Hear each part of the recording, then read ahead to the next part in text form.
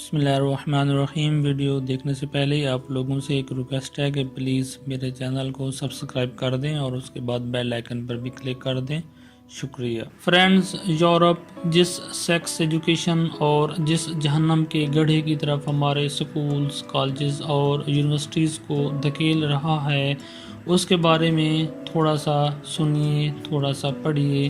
پاکستان آج کل دنیا کا پہلا سب سے زیادہ پورن فیش سیکس فلمیں دیکھنے والا ملک بن گیا ہے، جبکہ ہماری قوم کا 60% نوجوانوں پر مشتمل ہے۔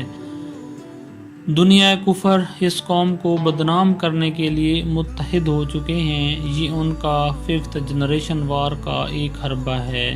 ایکس ویڈیوز کے معاشرے پر بد اثرات کیا کیا ہیں، وہ ہم دیکھتے ہیں۔ سب سے پہلے ہے بے اولاد افراد کا بڑھ جانا، دماغ۔ دوسرے نمبر پر ہے دماغی کینسر، اور تیسرے نمبر پر ہے طلاق کا بڑھ جانا، اور چوتھے نمبر پر مثبت سوچ کا ختم ہو جانا اور کم عمری میں بالغ ہو جانا۔ ہم جب سوشل میڈیا کے ذریعے ڈیم بنوا سکتے ہیں، لوڈ ٹیکس ختم کروا سکتے ہیں، زینب کو انصاف دلوا سکتے ہیں، سوشل میڈیا پر پاک فوج کے خلاف دنیا کفر کی چلنے والی مہم بند کروا سکتے ہیں، تو ہم تمام پورن سائٹ پاکستان میں ہمیشہ کے لیے بند کروا سکتے ہیں۔ آج سے پہلے اس چیز کو سلطان صلاح الدین ایوبی نے مکمل بند کیا تھا۔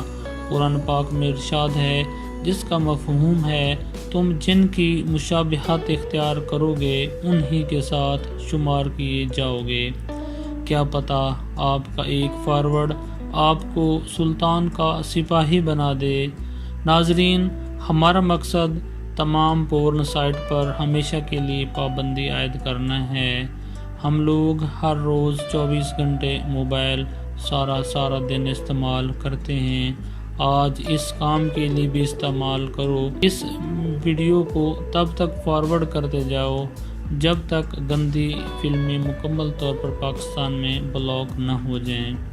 عمران خان صاحب، ہمارے ملک کو آج سب سے زیادہ اس تبدیلی کی ضرورت ہے۔ سارے نوجوانوں کی طرف سے آپ سے اپیل ہے کہ تمام گندی ویب سائٹس پاکستان میں بند کروائی جائیں۔ جو ایسا چاہتا ہے وہ یہ ویڈیو اپنے سارے کنٹیکٹس کو سینڈ کرو، WhatsApp, imo, Twitter, Facebook. آؤ مل کر آج یہ کام کریں اور اپنی نسل کا مستقبل سنواریں، پاکستان کو گندگی سے پاک کریں۔ یہ ویڈیو اپنے دوستوں کو ضرور شیئر کریں۔ جو ایسا نہیں چاہتا وہ بے شک اسے شیئر نہ کرے۔ وہ چاہتا ہے کہ ہماری نسل اس گندگی سے دلدل سے نہ بچے۔ مجھے آپ سب کا تعاون چاہیے۔ اگر ایسا ہو جائے تو بہت سی برائیوں سے ہمارا ملک بچ سکتا ہے، ہمارے آنے والی نسلیں بچ سکتی ہیں، اور ہمارے نبی صلی اللہ علیہ وسلم اور ہمارے رب ہم پر راضی ہو سکتا ہے۔ یہ اہم پیغام خدا را خود بھی سنیے اور دوسرے مسلمانوں تک ضرور پہنچائیے، اور اپنی قوم امت پر رحم کیجیے۔